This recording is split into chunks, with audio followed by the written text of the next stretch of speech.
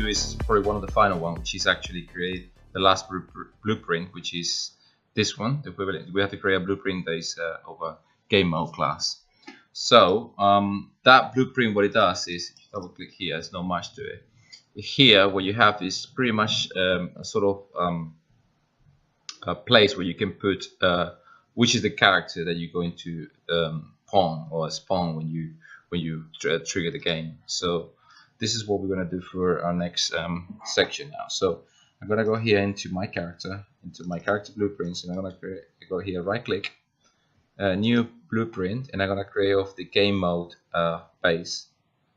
So I'm going to call it here my character underscore game mode underscore BP. Okay, so just going to double click on that, and here all we have to do is go into the class default, which is selected already, and then go into the section that says default pawn class. Just select the one that we created, which is my character BP. So that blueprint is the one that's going to be our default class when the character is where the game is triggered. So that's that. That's all we have to do. Now what we have to do is now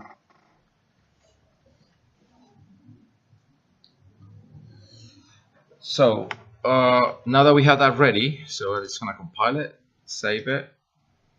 So close that. Now what we have to do is next is go into the settings, then go into the world settings here, and in the world settings scroll down here which says game mode override, and tell them to use our game mode that we just created, which is this one, my character game mode BP. So if we open the selected game mode, you can see that these slots have been populated with whatever we put in this game mode, and the only one that we really changed was this, which is the default pawn class, and that will be our character. So when we have that will be the default for this level, but let's do it as well for the whole project. So what we do here, go into settings, go into project settings, and then in project settings we have to go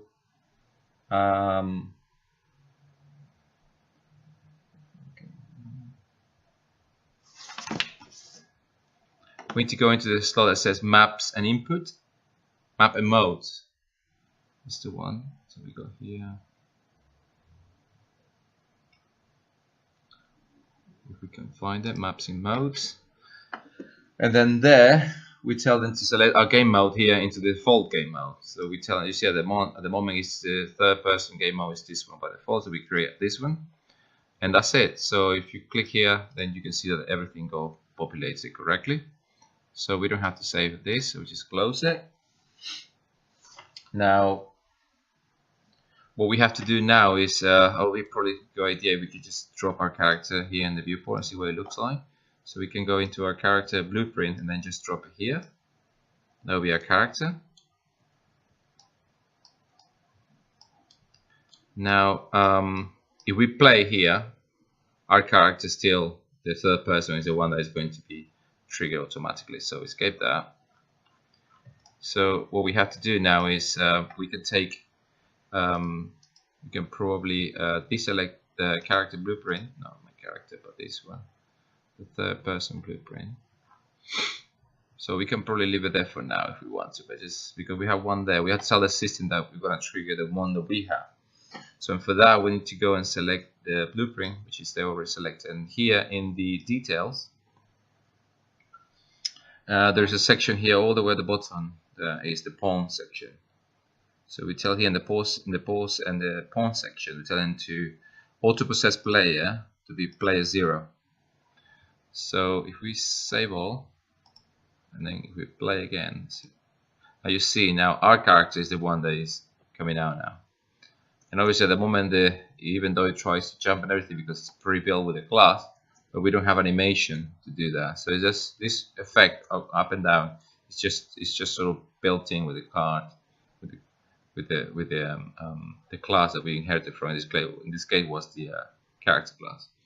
Now you have the option now that you can place the character wherever you want to on it from. So you see wherever you go, you always have it there in that position.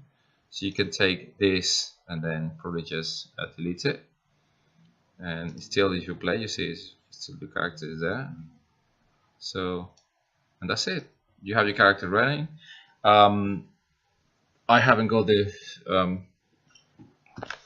the game controller here now with me at the moment, but it's working. You can see in the class we tested it out and it all works. And that's it, guys. All you have to do now is just obviously deliver all this project to the submission, and I think we're ready to go.